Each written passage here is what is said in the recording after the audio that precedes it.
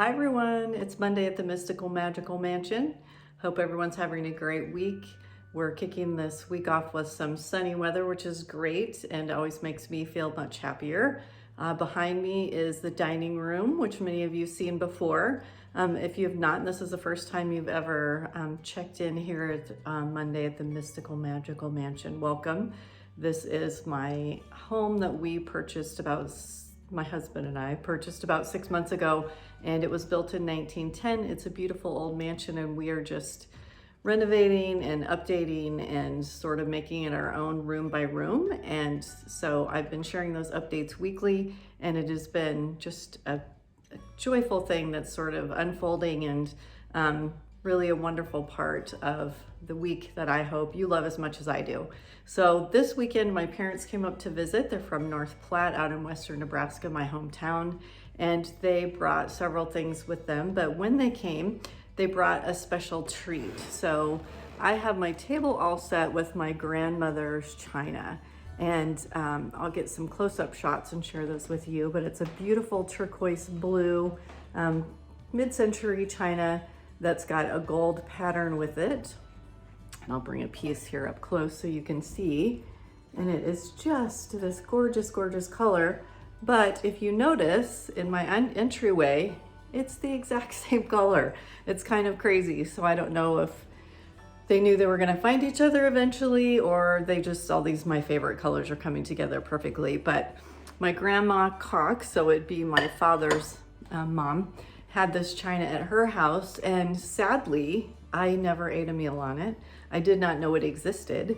And when she passed, my aunts, my father's sisters didn't want it. So it's been in a box. My mom and dad had it for years, and I think it's been used a couple of times. So I put it out on the table. We're gonna use it. I'm starting a movement where we're just gonna be unapologetically fancy and use our fancy dishes all the time. We had an impromptu dinner last Friday night, and we had tacos, and we ate tacos on fine china. So that's what we're doing. If you've got it, use it. Put your table out. You deserve it. Doesn't matter if you're getting Grubhub delivered and it's a Chick-fil-A sandwich, you get out your nice dishes. So I say we should all start using our nice things and posting them and sharing them on social media, because why not? I mean, otherwise it just ends up in the back of a closet and then gotten rid of someday, and that's just sad. So anyway, here's this beautiful table with all of these gorgeous dishes on it. And I feel so sentimental about it because my grandma Cox was one of my favorite people, and she was just a kind, beautiful soul and someone who gave me lots of sage advice. And she died when I was in nursing school, and I still miss her to this day. This is her senior picture. So she was born in 1910, so this would be around 1928, but look at how beautiful she is in that amazing hairstyle from the 20s. Oh my gosh, I just absolutely love this picture.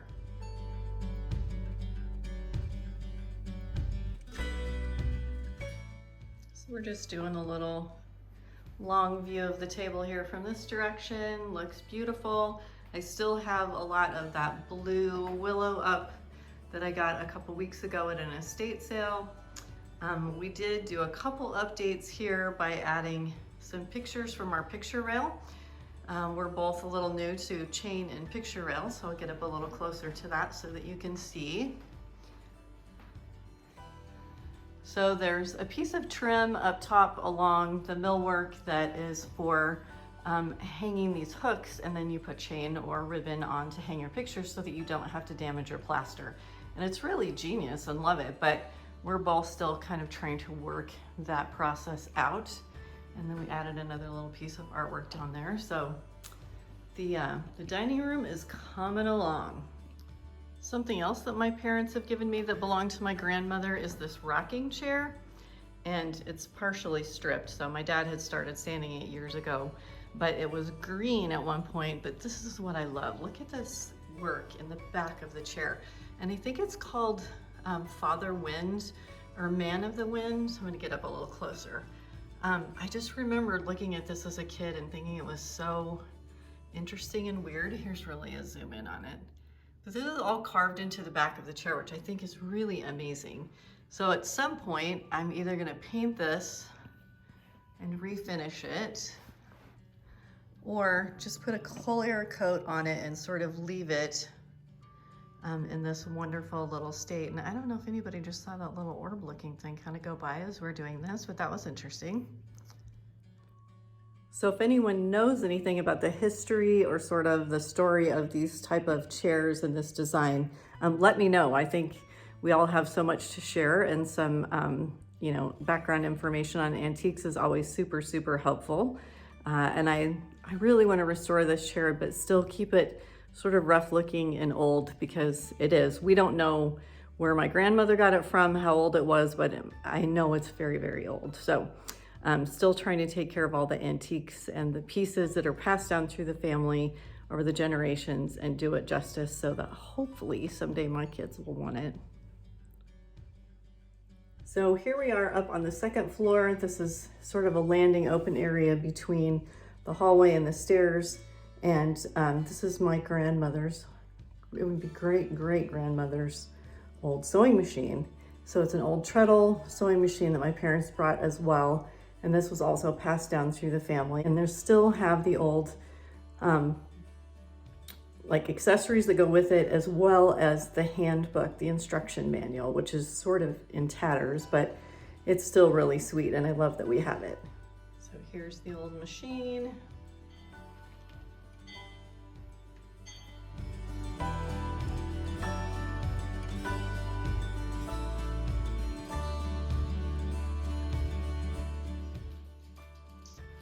Hi. How are you? Good. Say hello to everyone. Hello, everyone. I'm the wallpaper scraper. Yes, you are. You're the wind beneath my wings, or the other way around.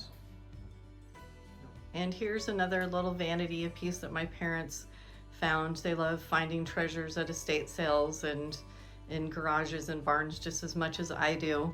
So this was just a little vanity that the mirror was knocked out of the back and the drawer didn't open, and it was, I think, just about to go to the trash heap, and so my mom got it and brought it, and there is the drawer works now. My dad sanded it down, and I just have this beautiful little butterfly lace piece over it for now.